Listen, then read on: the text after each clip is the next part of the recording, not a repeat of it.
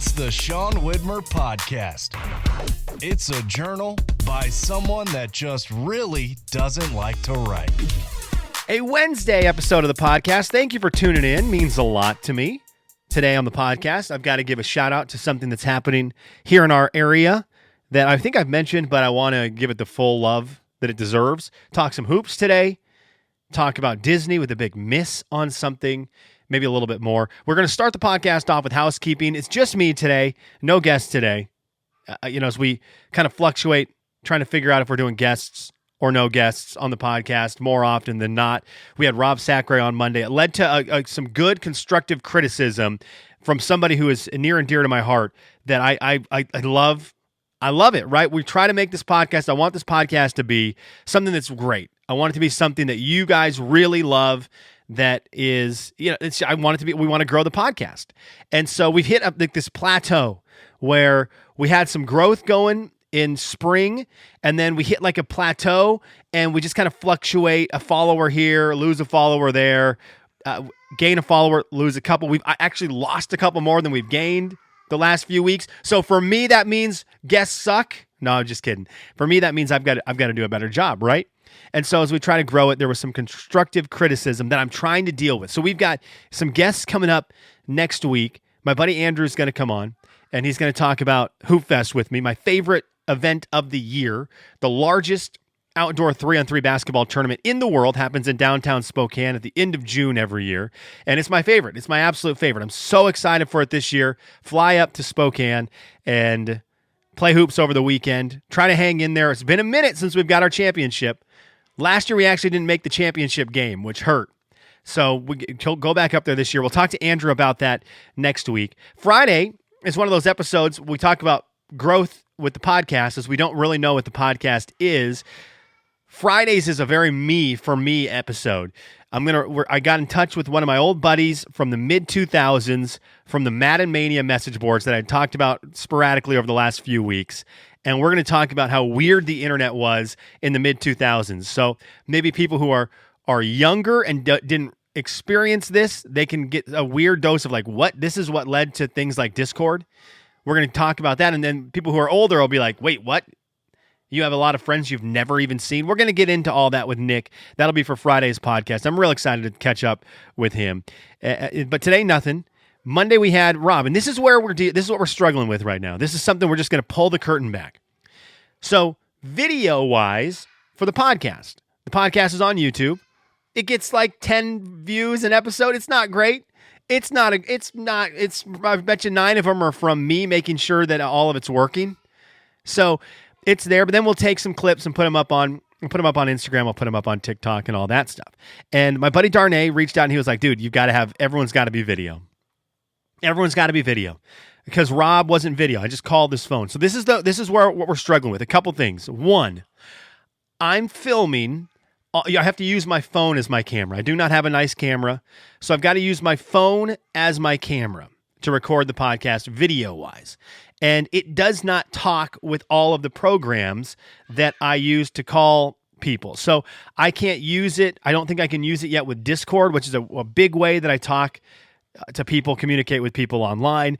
It does work, I think, okay with Zoom, which is a platform I'm not comfortable with. And also talking to Andy, Zoom has a time limit on its recordings. I learned that with Andy. And so the fact that it's got a wall at the end of it is dumb to me. I don't like using Zoom. Darnay mentioned something called Streamlabs. Not Streamlabs, SteamYard, I forget what it's called. I think the one he mentioned, though, has a big watermark on it, which I don't like how that looks for video. The video part has been very difficult for a couple reasons. One, the platforms. I don't love Zoom because of the time limit. I don't love some of the other ones because I don't want their watermark on the video. But the other problem is the way I do things with the podcast with Rob. I just called him the other day. I just called him. I didn't tell him, give him any heads up. I text him right as I hit record. And I was like, hey, I'm calling you right now for the podcast. And that was it. Like if he didn't answer, I was just going to continue to do the podcast. And so I love phone calls because they can be super sporadic in the middle of the pod. But I love criticism from someone like Darnay. I love critique because Darnay also wants the podcast to grow. So as we talk about it, I got to figure out how to do this. I got to figure out how to get the guests in a way that looks more professional, because maybe we're losing the just regular old phone call to people, which is what I grew up on working in radio. Just a random phone call. I kind of like the concept of calling one of my buddies out of the clear blue and just being like, you're on the podcast, give me an answer to something. Because I think you get a less prepared answer, which sometimes can stink, but also you can sometimes get a much more honest, just like what they're really believing thoughts on something. And I kind of always have valued that with calling buddies or calling guests and just kind of getting their raw thoughts on the matter, because I think maybe you're a little more honest in those. Sometimes it backfires totally, and they'll text me later. They're like, dude, if I'd had 30 minutes to think about it, I would have given you such an eloquently great answer. And I'm like, yeah, in this situation, I probably should have given you a heads up. So bear with me as we try to work the video aspect of the podcast. Again, using my phone, it's not a great way to do video. It doesn't connect to all of the platforms that I'm trying to use. And so we're trying here, but darnay, thank you. I love criticism. I love critique. I want the podcast to get better. And one of the only ways it gets better is you all telling me what's not working. Let's talk hoops. I woke up the other day. I love my friends. I love them dearly. And basketball's hot right now. Basketball's hot right now all over the board, right? We've got the NBA Finals coming up. We've got the WNBA in the spotlight like crazy right now, which is very cool, which is wonderful for us hoop fans. And I love it. I woke up the other day to 60 plus text messages. I looked at my phone. I'm kind of wiping the crud out of my eyes. And I look and I see one of my group threads with buddies has 60 some messages on it. I go, oh no, someone died. Someone is dead. And it was my buddy Marcus, my buddy Tyler, and Jordan. Casey was kind of just throwing in weird stuff here and there, talking about Luka Doncic as he's captivated the nation right now, right? He's going to be in the NBA Finals. And they were talking about, is he a top player?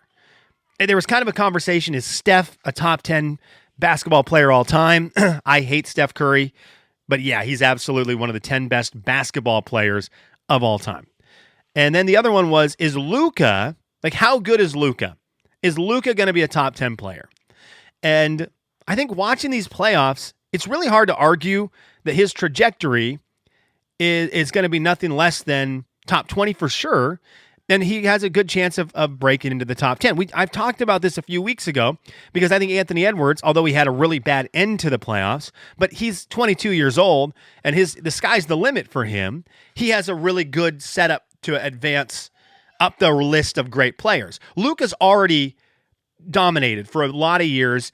He wins a title this year. If he can beat the Celtics, I mean, it helps solidify legacy for him, getting that ring, so that you take that off the table, right? You take ring talk off the table. A lot of people will go to ring talk when they talk about greatest players ever.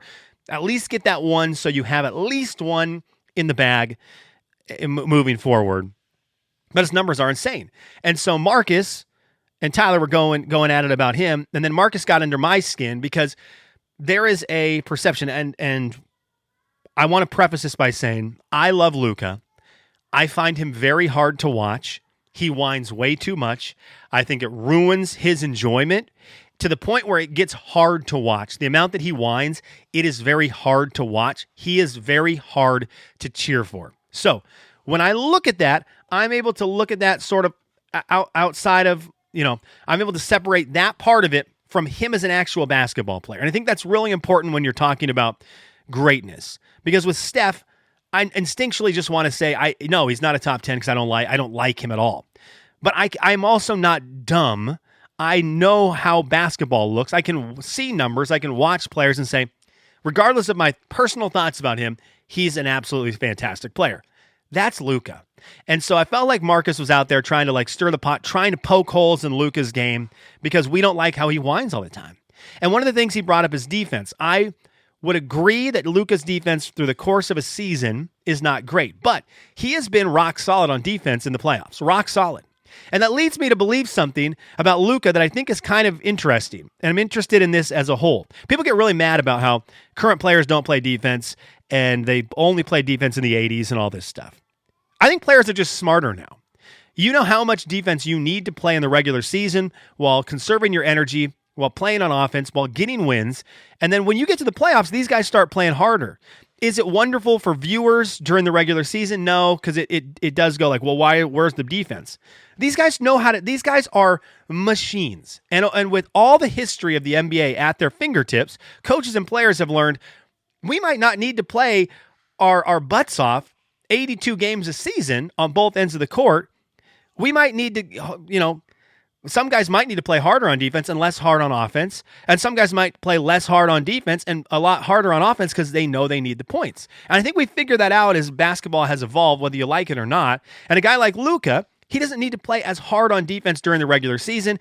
It's kind of an in-game load management. You also don't have to have Luka sitting multiple games during the year. Like, he's load managing in the game. And then he's proved during the postseason that he can D up. He can move his feet. He can get in front of guys. He's got ridiculously fast hands to make challenge guys off the dribble, challenge guys who are shooting before they even get their jump shot off, get his hand out there, mess with their shot while it's going up. Like, I think he's fantastic. At least he's been fantastic on defense. He's guarded some dudes. I know Marcus immediately just he guarded Lou Dort, big deal. But there's a bunch of game film from him in the Clippers series guarding Paul George, Kawhi Leonard, James Harden, elite level players, and playing great defense on him. So the Luka thing is really fun right now. And I love that the NBA Finals are coming down to a team, the Celtics, who are very despised by a lot of people, because if you're not in Boston, you don't like Boston sports, against the Mavs, who have one of the craziest dudes in basketball, Kyrie Irving, with some of the wildest thoughts on things over the past 5-6 years. Alongside him is an elite level player who is just the biggest whiner we have in the NBA right now. So it's just a lot of hatred, but the games are probably going to be really good. High level basketball.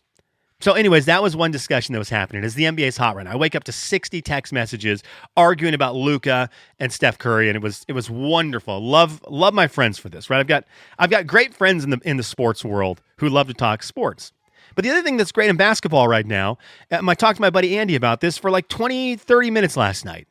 The women's game is very interesting. I couldn't have told you a time before last night where I got a phone call and it was a 30-minute conversation about women's basketball, and that's on us. But I don't know. Maybe it's always, it's been great, but obviously Caitlin Clark has got a lot of us thinking about women's hoops, excited about women's hoops. I want to go to Indiana to go to an Indiana Fever game. I think that'd be really, really fun to see her play. And then, of course, you've got the Angel Reese of the world, the villain, coming out and just looking crazy. So Andy wanted to call. We talked 30 minutes of women's hoops. We talked about our thoughts on Caitlin Clark. Is she great? Is she good? Is she going to be okay? Like, what do we think? Where do we think she is? And is Angel Reese taking a lot of crap for nothing? Like, Angel Reese came out and said, look, it's not just, implied Caitlin Clark. It's all of us is the reason why this sport's taking off, which I disagree with wholeheartedly.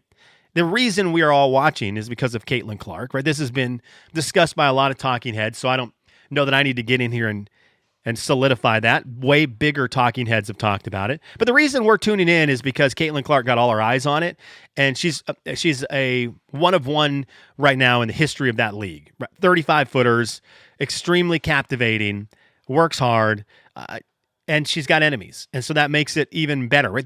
There might be players in the past who have been really awesome, and we missed them because they didn't have enemies. They didn't have people coming out taking shots at them. All the people who hate her make those of us who aren't familiar with what's going on, they make us want to pay more attention because they're like, wait, what? They hate her. We've got to see what this is all about. Candace Parker was really, really good. I'm sure she had unbelievable WNBA seasons that I never paid attention to because I didn't have someone on my timeline blowing it up every day with terrible comments about Candace Parker. The villains are making the Caitlin Clark thing, the thing that they hate, they're making it bigger by ripping on it because they're making me want to tune in more. Again, if someone had talked a bunch of trash about Candace Parker, I probably would have tuned into a WNBA game or two like, wow, is there going to be a fight? What's going to happen? Are we going to get some more cheap shots? But no one did. Candace Parker just dominated and did it, unfortunately, quietly, whether that's fair or not. Okay, basketball's hot right now. That's a lot of basketball talk. I don't even know if it was good. I don't know how you transition to Disney talk, but I'm about to try. I want to have some beef with Walter Disney.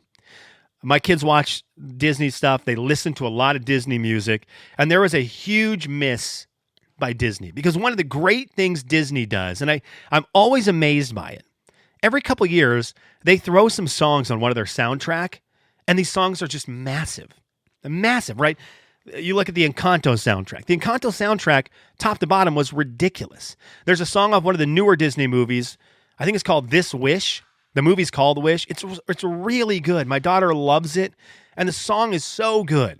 It just sounds like a good song. If you didn't know it was a Disney song, you'd be like, this is a really good song. This is a great song. Let It Go back in the day. Of course, for us kids of the 90s, you got all the songs off Lion King, all the songs off Aladdin. You got the Little Mermaid songs, late 80s. There's the 90s had some absolute smashes. But they still make great ones. You got some songs off Toy Story. There's really good music that comes out of Disney. So we listen to a lot of Disney playlists. I'll hit Disney songs and we'll let them run, and we'll just run through all the songs. Disney had one of the biggest misses on maybe their best song. The 101 Dalmatians came up on the playlist the other day, so we're listening to it. There's a time in Disney's world, Dumbo, 101 Dalmatians, where all the music is kind of just, it's instrumental. Dumbo, for the most part, it's just instrumental music. So the soundtrack is interesting. My daughter, for some reason, loves it. It captivates her. But for an adult, you're like, this is not for me, not the most fun to listen to. Well, 101 Dalmatians has the song Cruella de Vil. And I was like, this song rules. But Disney wasted one of their best songs in a time before they were really selling out on making these songs huge.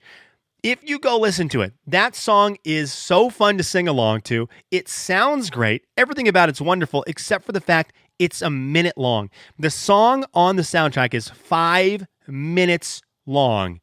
The words are about 1:20. That's it. They had gold. They had it in their hands, and they just let it slip through their fingers because they had a lot of instrumental back then. And so instead of just going and making a pop song, a song that could have just hit every single kid's eardrums, sell those little tiny records, the singles, sell 1 million of them to kids back in the 50s and 60s or whenever 101 Dalmatians came out. And then today we'd still be jamming to it. Like Bare Necessities, Jungle Book crushes it because they actually did a song. They got a couple on Jungle Book. But they just had this great one. They give you 2 verses and a hook, and then John is done singing. And it's like, dude, you had lightning in a bottle and you just let it go. No pun intended, to a song that then blew up and became a #1 song in the nation, which is crazy. So Disney, as much as I love you, and people want to talk about how they hate you now for 50 million reasons, the reason I'm not loving you, I need someone to go revisit the song Cruella de Vil, rewrite it. I don't want it to be jazzed up any. I need it the same sound as it was in the 60s. Give me some verses. Make it one long song, so when I hit play on the song, I don't have to listen to 3 minutes of music before the singing starts. Make the song 2.5 minutes long. Make it words the whole way through. Thank you, Disney, for listening to the podcast. Let's wrap the podcast up because my kids are getting antsy. Kelly's, what are you into? The reemergence of Fireflies into my life has been awesome. I think I mentioned this a few podcasts ago, but I want to give a shout out to the Fireflies of Lexington. I grew up in a place that had fireflies. Venezuela had fireflies, and I loved them so very much. They were really cool, lightning bugs.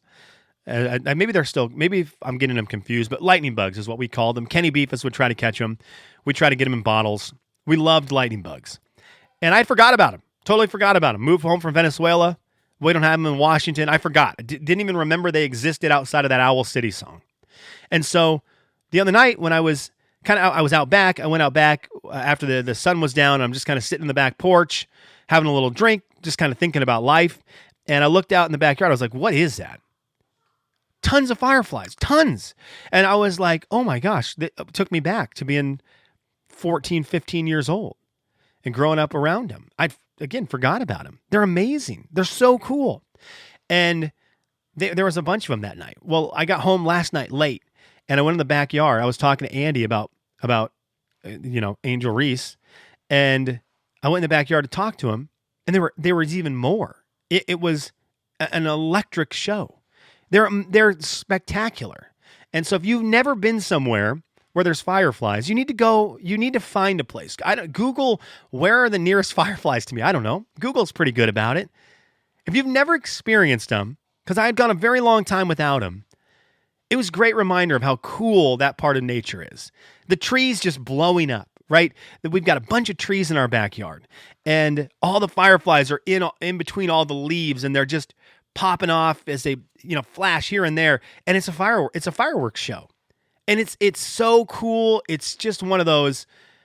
You take away all the technology from your day, take away all the stuff that I love, the advancements in society, and you feel like you've taken it all the way back to where it all started, where nature was the light show.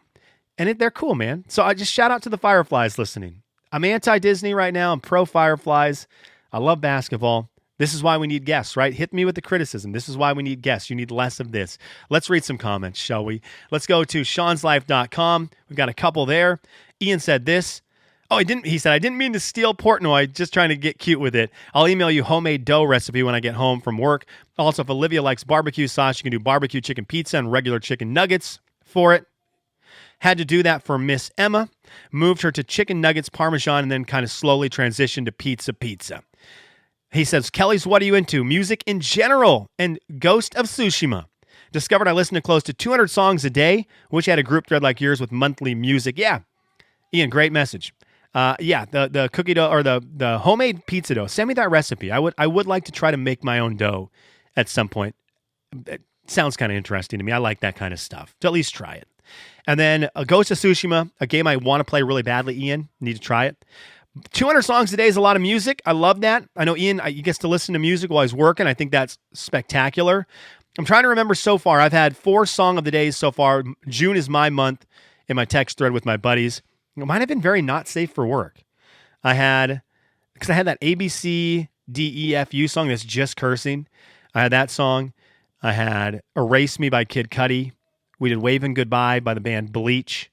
And I'm trying to remember what my other song was. I don't remember what it was. I had a 4th one that I loved, and now I loved it so much I don't remember what it was. I haven't sent my song out today. I need to do that. Yvonne said this, adding a comment here because there wasn't enough. Oh, she commented on Spotify. I'm going to read her Spotify one. Well, my son, but we'll try to get this done before my son loses his mind. We got 2 off Spotify. Yvonne said, Rob needs to be on a Patreon show. Why did you bleep him? It wasn't that bad of a word. Don't bleep him if he's on Patreon because that is Rob. We know it's coming. Fair. I've tried to keep it a little family friendly. I know we've got a lot of moms listening. I know there's kids that listen, whether they want to or not in the back of a car. And so Rob can get a little bit crazy. If he comes on Patreon, we'll let him go. We'll give the parental warning before a Patreon episode and we'll let him fly. But we will get him on Patreon. We will. I kind of just called him out of nowhere on Monday. Dylan said this. Thank you, Yvonne, by the way. Great. I appreciate, again, criticism. I like, it's not even criticism, critiques, comments, ideas. Dylan said this. My wife is big on doing homemade sourdough, so all our pizza crusts are made from her homemade sourdough. It's good, but it doesn't help my gut. I find myself sucking it in when I look in the mirror. Dylan, preach. Huckman, what's up? Come here. You want to say hi? Hi. You want to sing a song? Yeah. What song do you want to sing? Race cars. Okay, you want to sing Race Cars? Yeah. Let's sing it, buddy. What song do you know? Anything? Yeah. What do you want to do today? Hunt. Okay. You want to see the elephant? Hi, Olivia. How are you? Good. Good? Okay. Hey, Huck, do you want to get down? Yeah, does this mean I need to be done? Can I read one last comment? Olivia, can I read one last comment off YouTube? I want to do the thing that You want to do? Okay, I'll let you do that in a second. Roberta said this. You want to say hi, Roberta? Hi, Roberta. Huck, can you say hi, Roberta? Hi, Roberta. All right. Roberta said this. When we lived in Phoenix, I would throw toddler Amanda in her swimsuit. And out we would go into the warm rain and play. People thought we were insane. Of course, we would also take the kids to the pool. What are you doing, Olivia? We'd take the kids to the pool when it was 70 in Phoenix. People would accuse us of trying to freeze those babies. They never understood that 70 was nice summer day in Alaska. Yeah, Roberta went from Alaska to Phoenix. That is That is as opposite as you can get. Playing in the warm rain. Olivia. Oh, you know what? Let's do a quick chat with Olivia. Huck, I'm going to put you down for 1 second. Come here, O. Come here. All right. Talk to me about something. How did you like swimming in the rain the other day? Good. It was fun, right? Yeah, but not the quick rain. Okay, because the rain started, it was really fun for a while. And then the rain started coming down really fast and really hard. And then it got a little bit scary, didn't it? Mm-hmm. But it was really fun when it was just a little bit of rain. Yeah. What do you want to do today? Go to the pool. You want to go to Nana's pool? Yes. Nana, we're coming. We're coming. Whether you like it or not, we're bombarding your backyard. Is it nice out or is it rainy? I think it's nice out. Okay, cool. What were you and Huck doing out in the living room just now? I was putting on my nails. You're putting on your nails. Can I see them? I just took them off. Oh, did Mom put them on and then you took them off? Yeah. You love stick-on nails, don't you? Yes, I do. Yes, you do. All right, baby. I love you. I'm going to go come play with you guys, okay? I'm hungry. What do you want for breakfast? Well, you already had breakfast. What do you want? I'm still hungry. So what do you want? More cereal and milk. More cereal and milk. All right, we'll see what we can do for you. All right, that's it for the podcast today. We got a big day of going to Nana's pool. Huck wants to come talk on the mic. Thank you for tuning in. Send your comments in. I need more. I want to grow the pod. I need help with it. What do we need to do? What do we need to do more of or less of? Sean'sLife.com. You can comment there. You can comment over on Spotify. You can comment on YouTube. And thank you to the Patreon subscribers. Patreon.com/Sean Widmer Podcast. Your support means that we can keep doing this. We can keep doing this. So thank you for supporting the podcast. Whatever tier you're on the Patreon means so much to me. We didn't have a Patreon episode last weekend. We'll have one, I believe, this weekend. Could be a very fun one. So thank you for that. Those are episodes that are up for Patreon members only. If you go and you become a member, you have access to all the ones we've done already. My wife, Dalton, Andy, Jeremy. I'm trying to remember who else. Me. We'll get more people on for those things. All right, I got to go.